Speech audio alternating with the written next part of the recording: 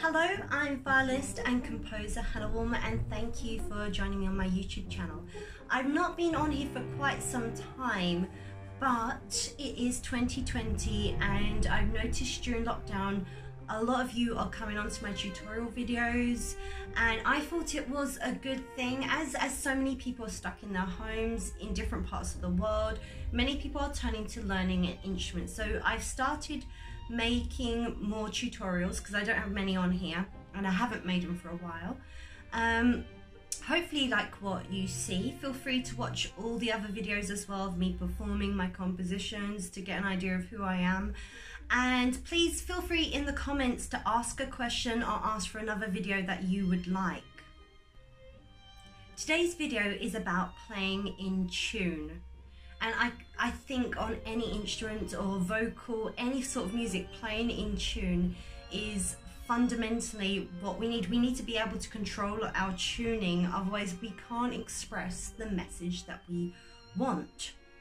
Now, playing in tune has two parts to it. There's the aural, not oral, but aural side of it. And then there's also the physicality of it. So I'm going to start off with dealing with the aural side of it. Aural skills. This can also be known as ear training, and this refers to a wide range of musical training that develops our hearing in a musical sense. And that is incredibly important to a musician, to be able to hear what, does that sound like what I wanted it to sound like? Have you ever been, have you ever heard the phrase pitchy in singing? So to be able to eliminate that and be able to play or sing, in this case play because I'm not teaching singing today, the notes that you intend to play is really crucial. But it goes more than that. It also, these forms of training, they help us identify pitch and also pulse and rhythm and harmonies as well. Many other things as well. As you go deeper and deeper into your aural training, you'll develop more and more musical skills, which can help you on any form of music. So these skills aren't just for classical music, they're for jazz, they're for pop, any kind of music you can imagine. You need a certain level of aural capability. And then there's the physicality. Now, physicality refers to our, what is sometimes known as technique on the violin, but I call it physicality, the way our hand is placed, the way our fingers is placed, the way we are actually approaching the instrument can really drastically affect the sound and the actual note and pitch we are producing. That can be terrible if you have really developed your aural training, but your physicality is way off. And so you can hear you're out of tune, but you can't correct it. So we're going to be working on both sides of those, so the aural training and also the physicality. So first we're dealing with ways to improve your aural skills. Now, a great thing that anyone can do from a young age. So if you're the parent of a really young pianist or violinist or musician, getting them into a choir, a singing group. If they're preschool, you could even get them into a nursery rhyme group, mum and daughter, dad and child. Getting them to sing as much as possible and not too much correction. I'd say if you're starting young, don't correct them too much, like that's not the right note. Making it as fun as possible, but making pitch, tonality, exploring the notes, and those skills automatically come. Saying this, it is 2020 and a lot of vocal groups are not running, so this may be a problem for you guys. But choirs and singing groups and singing clubs are my #1 recommendation for just an underlying background aural, I would say training, but I would also say upkeep, keeping your aural skills going. It's a very fun, lively, it's great for your health and your breathing, and at the same time you are just keeping your aural skills ticking over. But if you can't do that, I would definitely say singing is very, very important. I think there's so many health benefits of singing anyway, and if you follow me on social media, you know I love to sing. So I would recommend singing all the time. Just singing, and that increases your aural capabilities. You don't have to be professional, but you could work towards stuff. So when I'm listening in the car and there's new pop songs, I'm listening and learning them all the time. I'm trying to match pitch. That means I'm singing the same pitch as the person who's singing the song. Then a secondary aural training you can do is actually trying to learn the harmonies in the background. This works great with Sia because she just keeps on adding layers of her own voice, and great with Disney songs as well. Christmas carols, you can sing them with friends in the car and then try to add a harmony part underneath. And the way to add a harmony part is, simple thing is, so oh Christmas tree, oh Christmas tree. A good thing to do is oh is the first note, bum bum bum, 3 notes up, that's a third, and that sounds nice. So doing all that, it won't give you any theoretical basis. You may not be able to say what note you're singing or anything, but it's already making you comfortable with good and bad sounds, in tune, out of tune, trying to achieve what you want from the notes before you even get near a violin. And then there are specific exercises that will fine-tune certain skills that you would like. If you want to do these on a daily basis, I would recommend one of the graded syllabuses. You can go through YouTube and just write this in, grade 1 aural training, or grade 1 aural test, and aural spelled A-U-R-A-L. Start with grade 1. If you can do those, go on to grade 2. Working through those are specific tests, but in the background as much singing as possible, because the singing, I really think, keeps it going, and it's remarkable how much it works on. But we're going to work on a few violin-based exercises here today, right now. So this is a really fun exercise. I'm just going to put my bow down, and it's based around the violin. If you are already a violinist of up to a month's worth of lessons, you'll know there's 4 strings on the violin, and each string is 5 notes apart. So D, A. So it'll be D, E, F sharp, G, and A. 1, 2, 3, 4, 5. So that's a really good to know that beforehand, before the exercise, to know that each one is 5 notes apart. It's very even, evenly spaced notes, and that's where we're going to begin. So the most simple of exercises, and it will get progressively more difficult. So if you find it easy at the beginning, either hang tight or fast forward a little bit. I'm going to play the D string on the violin. Lesson 1 is to sing that back. La. You can do that with me on here, or you can do that with your violin after you've finished watching this video. So I'll do it once more.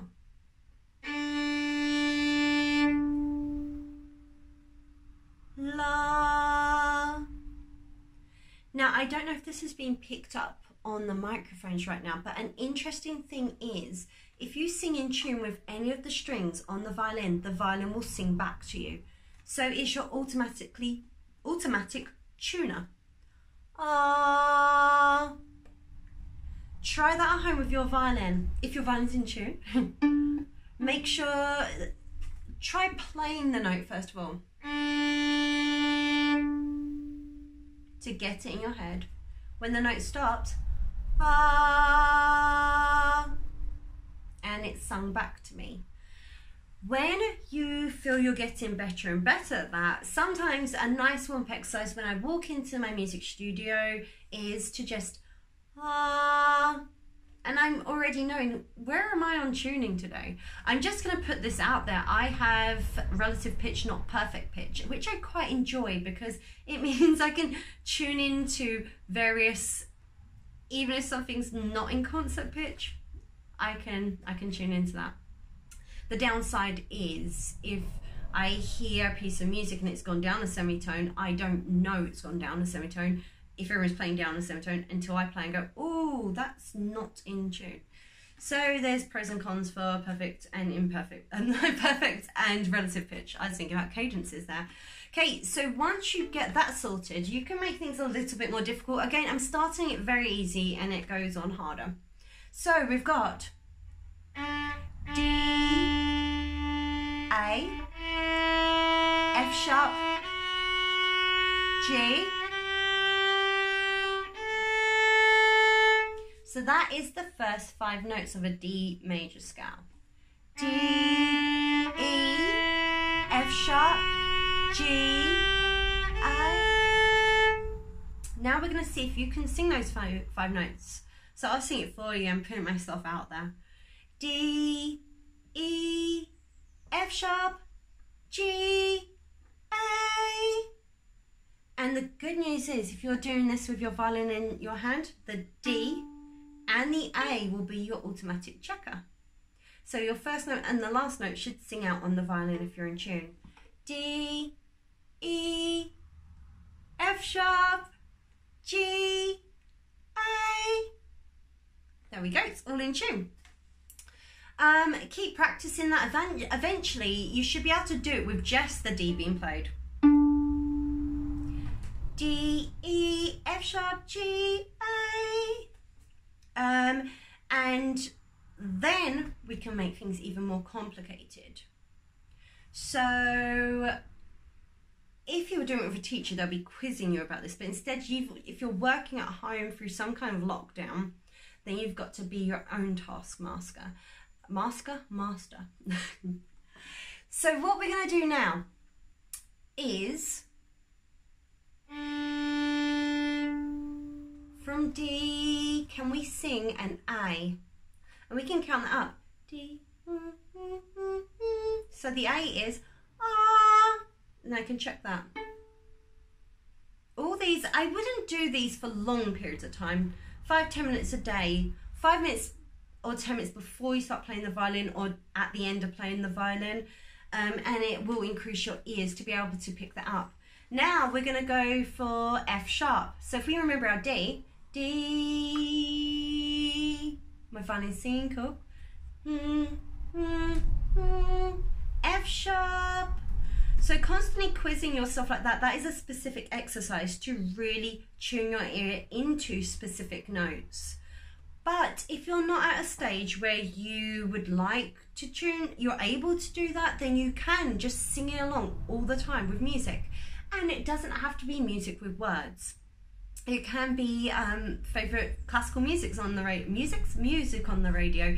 And this kind of training doesn't involve a lot of sheet music or theoretical knowledge, which is why it's great for children. And my recommendation is, if you would like a musical child, or you can't guarantee a musical child, but if you'd like to give your child a musical opportunity, then the aim is to, from a very young age, expose them to music and allow them the joy of singing along. But that is a very brief look at aural skills and how to improve them. And now we are going to look at the physicality of playing in tune. This is about the physicality of playing in tune. Often I find on the violin it's quite a difficult skill physically, and I feel that a lot of violinists have a lot of great aural skills, and it's the physicality it's letting them down.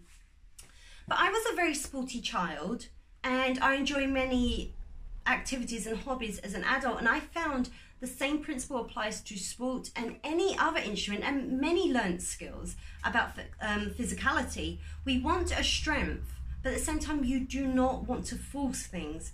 Any form of tension at all in the body will result in you not being fully in control of the instrument, and that goes even for driving. Actually, driving like that is not so good as being, you don't want to be like not holding onto the steering wheel, but a sense of relaxation within it. And it's the same with the instrument. So I'm sure I spoke about this on many other videos, but a good core strength is great for playing the violin and great for lots of things. I do a lot of yoga. I love core strength. I'm wearing my yoga clothes today so you can see my body actually for the physicality.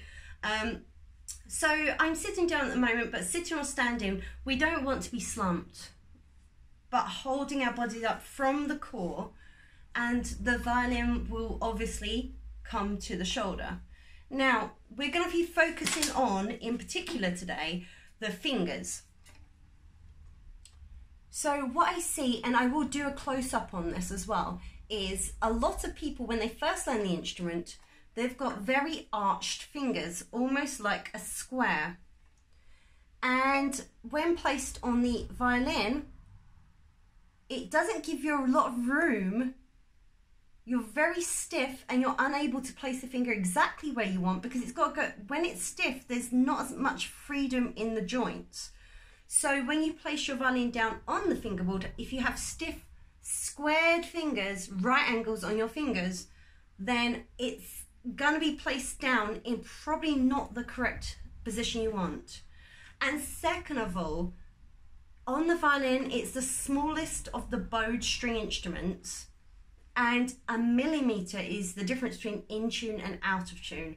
And so we need a lot of flexibility to get the exact tuning. So we're not pitchy.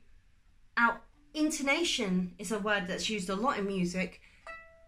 We've got great intonation. We're not semi in tune all the time. So what we need is a more rounded finger position. Many of you will be watching this if you are beginners, and then if I do this finger position, you'll spend days and days practicing getting that exact finger position, and it won't be right for your hand. Also, my hand is never in one place. Depending on what finger and what position and where I'm on the fingerboard, my hand moves all the time. So don't worry about trying to get your hand exactly in the same position as I am. Just avoid right angles most of the time. Sometimes they're needed, but we won't deal with that today. Placing them with a lot of movement in the joint. So your finger could be there, it could be there, it could be anywhere, and this will also lead to vibrato later on. But there has to be movement in the joint. So I'm holding my violin like this now, and there will be close-ups. Sorry, I'm banging things around. But between this to this, there's a movement from that first finger to this. I've got quite small hands as well. But this movement and this freedom allows me to get my fingers exactly where I want them. And that allows us to not be, we don't want to be vague with where the fingers are. And if you're still relying on stickers across your violin, that will give you a vague idea of where to put your fingers. But you have to use your ears and your physicality to get the difference in your finger in that position to that position is millimeters, but it's a different tuning. And so constantly your ears have to be very open, your body has to respond to your ears. Now, how to play in tune. A good idea to keep, if you have relative pitch like me and not perfect pitch, you will always have to have a point of reference. And the open strings are a great point of reference, as long as they're in tune, so make sure you tune up. So D to E, there's a whole tone, so our finger's not going to be back. If you've got those stickers on, you know roughly. But I'm talking now, hopefully, to people who either have stickers on their violin or know roughly where they're putting their finger. It's how to get that fully in tune. Now, a good idea is this rolling. A rolling action gives you just a little leeway to get it in tune, and I'll show you. Now, what I did there is just rolled into it, rolling into the string, and I'll show it very close up, just a rolling. So I'm rolling with my fingers facing forward from completely flat into it. It's a minute movement, but it just pushes that into being in tune. And I'll play you a D major scale like that.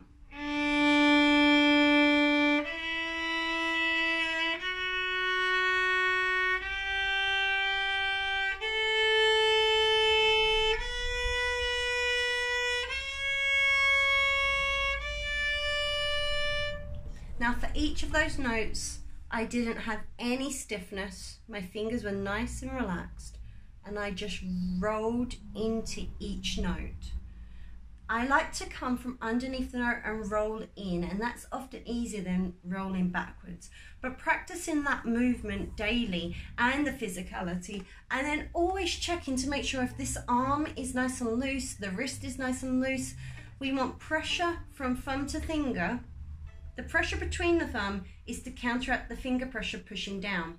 But we don't want too much pressure. So you don't want to be squeezing the life out of the violin needlessly, especially between the index and thumb. Enough pressure to push that string onto the fingerboard, and enough pressure from the thumb to counter that pressure. And it's so frustrating because it's not something you can force, it's something you're constantly working on. And going back to these basic techniques have always been something that I as a violinist have had to do, but it's also something that over time I've learned to appreciate. And as I say, I do a lot of yoga, and I do that because it's a similar thing, working on these basics, working on incremental steps every day, and there's an improvement. But the most important thing is you're working with relaxation and peacefully and not forcing something. So that is how to play in tune. I hope you enjoy it. Please subscribe to my channel down below. Please leave a comment to let me know what you think of this video and any other videos you would like. And if you would like more information on what I do or any of my tutorials coming up on masterclasses, then please follow the link to my website and sign up to my newsletter.